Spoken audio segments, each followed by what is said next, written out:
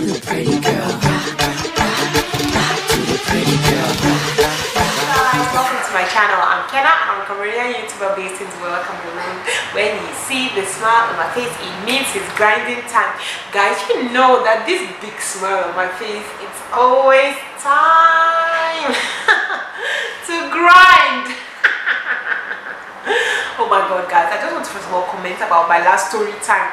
If you have not watched that story time, what are you doing with your life? Please go and watch that story. The story time about this girl finding out her fiancé was married on Facebook.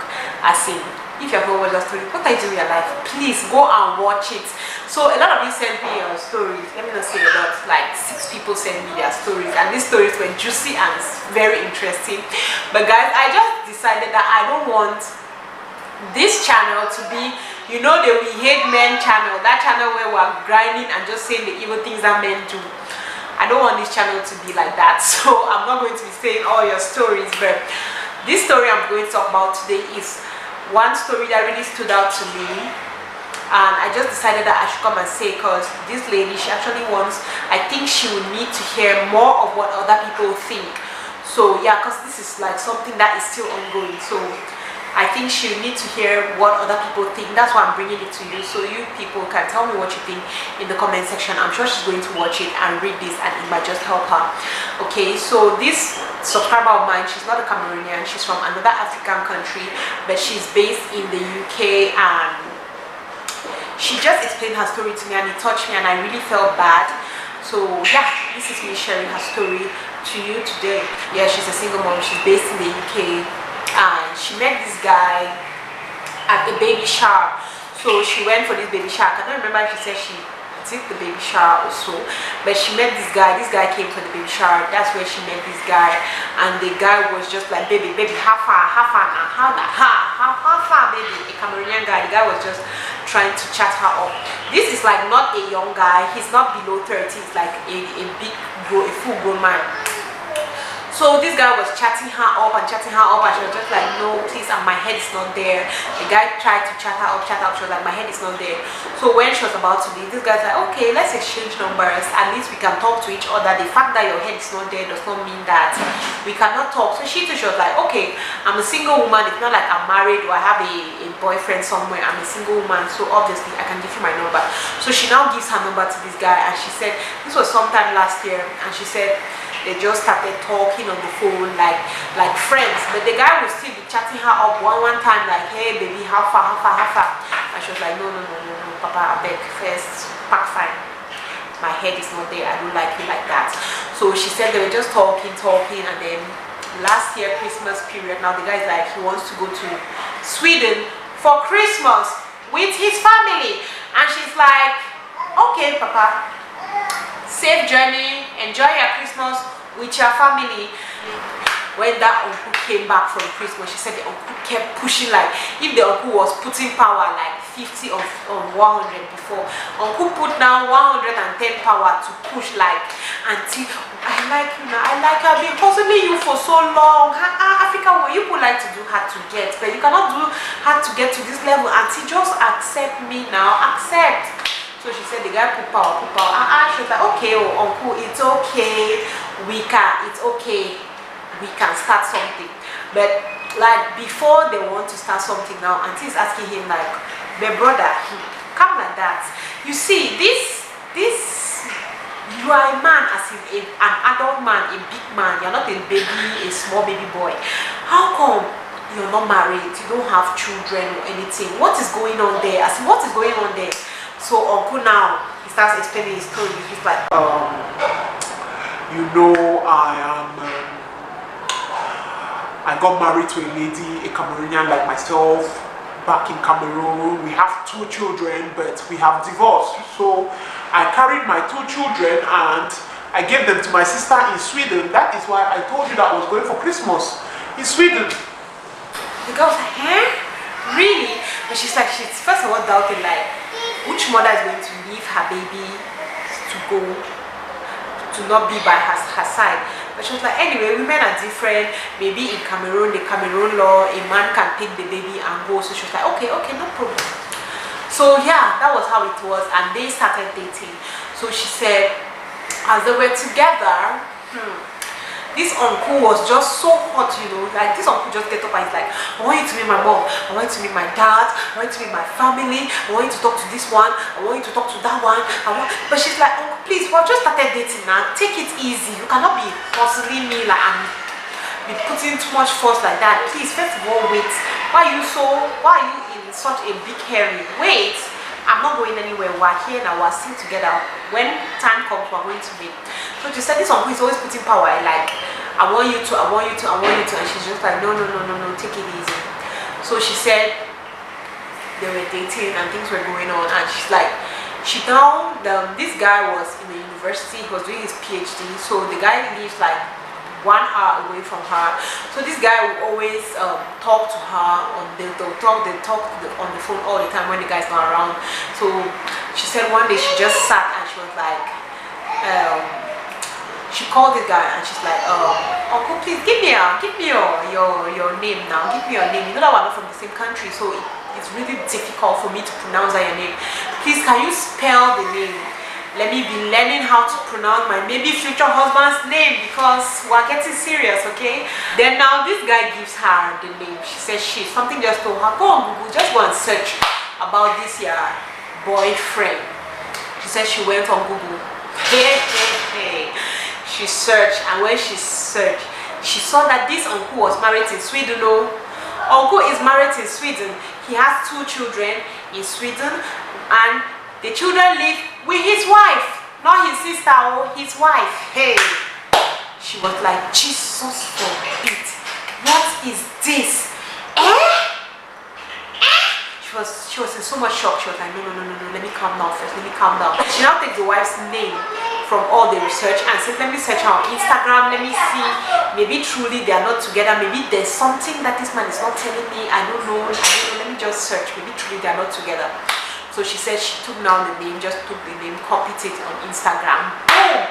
Oh my God, she started seeing like, you know, this kind of lovely husband and wife pictures, seeing like recent pictures. She was just like, oh my God.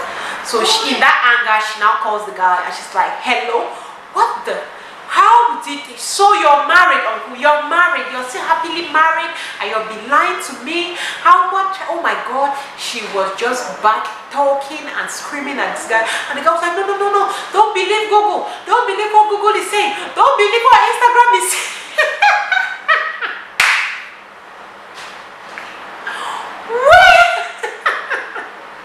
Don't believe what Instagram is saying. No, I'm coming to see you right now. That guy drove 1 hour, I'm sure it was in the night, and came and met her, and he started begging, crying, oh no, don't believe, don't believe this thing, no, it is not like that. Like, from what she told me, I'm just understanding that this guy was surely saying like 500 things at a time, because she said this guy was saying that no, he's not married like that, and blah blah blah blah blah. And then at some point the guy is like, in Cameroon we are allowed to marry 2 women.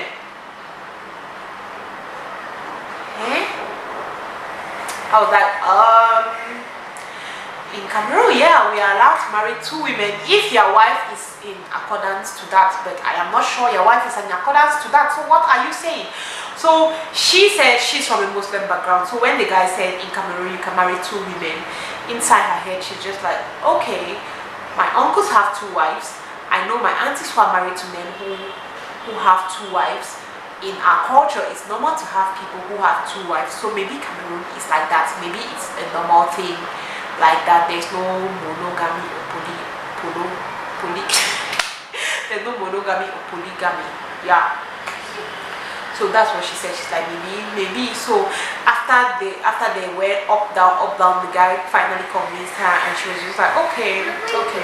So but it was like categorical, like, no, I'm not with that woman, I'm just there because of my kids and stuff like that.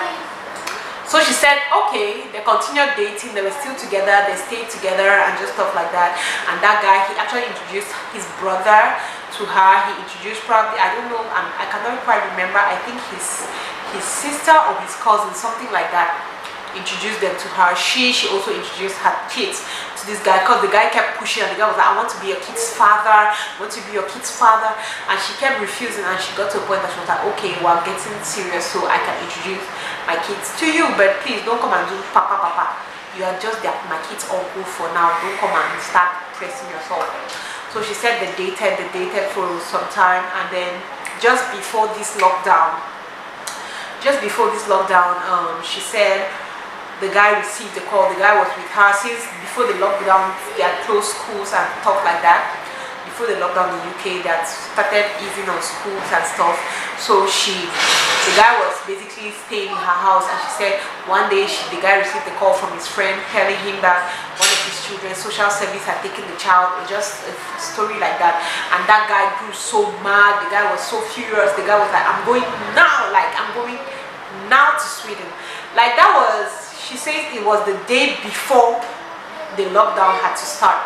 So the guy was like, boom, I'm going now to Sweden. So she tried calming the guy down. The guy was like, no, he has to go. So she was like, okay, Papa, no problem, you can go. So tomorrow you can go and take a plane and go to Sweden. The guy was like, okay. She said inside all the records and all whatnot, the guy's wife started calling, and she was calling, and she was like, Uncle, pick your call now, because she was seeing the call.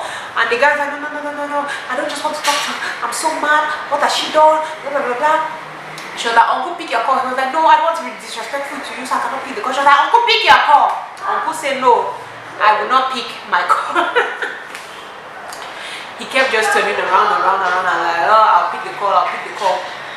And I don't know what I'm not even sure he finally picked the call. After they pick your call, don't pick your call stuff, the guy's step, she said the guy's step got up very early by 4 a.m. the next day, and then he went to the airport. So the guy took a plane and went. So she said all this while the guy, so all through this lockdown till today, that guy is in Sweden. So she said she will talk to the guy, like they talk all the time. They'll talk every day, they talk quite frequently, but the guy would call her once in a while, like video calls once in a while, but they were talking, like texting every single day. So she said one day, like after like a week that the guy had gone, she asked him like, when you are in Sweden, where do you live? Uncle is like, I'm staying in a house close to my ex-wife. See, this man's lies now, it really gets me laughing sometimes, like, yeah, in the house next to your wife's house, now your own fine. So she said she grew so much. She was like, which one is you're in the house next to your wife's house? Just tell me at once that you're staying with your wife. Don't be telling me blah blah blah. But you always look for ways, they'll always look for a way to convince her. So she continued. So she said there was this day she wanted to write to the man. She just discovered that, hey, my number is blocked. She was like, ha, this is a joke. She tried. She discovered that the number was blocked. So she took her other phone and tried writing to the man. So she said she wrote, she was like, hey baby, how are you? I'm worried, I haven't heard from you, or stuff like that. And the man's wife responded. Wife association will not try. Will not try at all. The wife now responds, and the wife is like, how can you be calling somebody's baby? How can you call my husband your baby? So she's like, the wife is like, oh, side chick, you homewrecker and stuff like that. And she grew mad. She's like, I am not a homewrecker. You have, if there's anybody to be blamed here, it's supposed to be your husband. Then she was trying to basically tell the wife, like, see, you don't have to hate on me. Hate on your husband, because your husband is the problem. And Auntie Wifey was just like, hey, hold it there, please. That man is my forever. He is my husband. It is women like you who are the problem. You are the one dating my husband. Don't be talking to my husband. Don't call my husband again. And she said inside the anger, she now started talking to the wife. Like, that is why that man keeps cheating, because the man told me that he had dated a woman for a couple of months in Cameroon. For 4 years in Cameroon. You found out, you forgave him. So he keeps doing what he's doing because you keep forgiving him. Things that you're saying like this, that is what keeps encouraging him to keep doing what he's doing. You have to learn how to put your man straight. Hey, wifey was like, don't you try it, homewrecker. Like they just had a exchange, and wifey was just like, women like you now when I become for spoil man in marriage. And she was just like, you have to learn how to put that man to order. You cannot be working. How many women are you actually going to write to them to tell them to leave your man alone? You have to handle the man first before even thinking of a side chick or anything like that. So she said she felt really bad that this woman was trying to make her out as a side chick. So she was not feeling really okay. So she took her phone, got the SIM card, decided to write to the guy, because all through she's not still hearing from the guy. So she decided to write to this guy. She wrote now to the guy and she told the guy like, she acted like she wasn't the one, it was her friend writing. So she wrote and she was like, what's happening? Why have you not been getting to my friend? My friend is worried. Is everything okay? Are you fine? Just stuff like that. And the man just went straight for her. The guy was like, tell your friend that if she dares call my wife again, and I'm going to put out her naked pictures, I'm going to put out the video of her touching herself and pleasuring herself. I'll put it out on Instagram or all social media, and I'm going to say that she is a homewrecker who has been sending me naked pictures and I've been resisting, and now she has come to try to spoil my marriage. Oh my God. Oh my God. That just broke her. She was like, what? So she's writing now and she's like, but if you say you love somebody, why would you people share an intimate moment? Like, why would you share an intimate moment? She sends a video like that to you to pleasure yourself. You finish pleasuring yourself and you still kept that thing because you're planning to come and blackmail her. Like, she told me she's working for government or for public service, public service, I think. So if that guy has to put out those pictures, it's going to normally destroy her work. So that is just like something that the guy preconceived. So she said she felt so bad. She felt so worried. She had to go forward and report to the police. I told her that is why man say in Cameroon who is going to report? Police will be like, who asked you to first of all take the picture? She said this guy was the kind of guy that when he gets angry, he tries to act, he's kind of violent. He's like wanting to beat her or oppress her or stuff like that. So she got really scared and she's like, even if this guy does not put out my pictures out there, there's a possibility that this man can really be mad. If his wife really gets mad at him, he can now come after the lockdown and come and try to beat me or just do something. So she decided to report to the police and just stuff like that. But yeah guys, that is her story. She said, I asked her like, so after that, this is something that happened like last week, this one of the naked pictures and stuff. So I asked her like, has the guy gotten to her ever since the guy thought he was talking to her friend? She said no, the guy hasn't gotten to her, but she's just worried, she's really scared. So I was like, I don't even know what to tell you, but I don't know, like, what should she, at this point, what can she do? Because she's like worried about the pictures getting out and stuff like that. She said her face was not there though, but she was really worried and she was just asking like, is that the way Cameroonian men are? Is this a normal kind of behavior for us and just stuff like that? I felt really bad and I thought I should share her story. Guys, please tell her what to do or what she can do to feel better, because right now she's not feeling better. Like, this story, it just has a lot of lessons. First of all, I'll say what I always say: if you want to date anybody these days, do your research. The worst one is if Cameroonian, I will research you to the in-totos, not to talk about different country. I will research, like, that's one thing I think she made a mistake with, because from the time that this guy started hitting on her, or when she started developing feelings for the guy, that was the best time for her to have done her research. If she had done her research, it would have just been a red flag. She should have either gone in knowing what she's going in for, or better still, she would have just cut off completely, but she didn't do that. So we should be very careful when we're dating or asking or we're accepting to date anybody. We should do our research and do our research well. Gone are those days that we just used to follow our hearts, like crazy things are happening out there.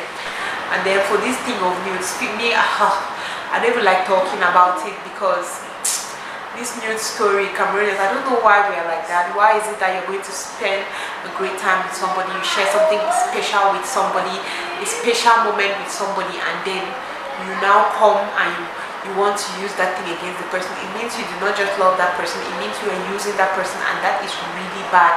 And this thing of nudes is becoming like a Cameroonian thing, and it's really annoying.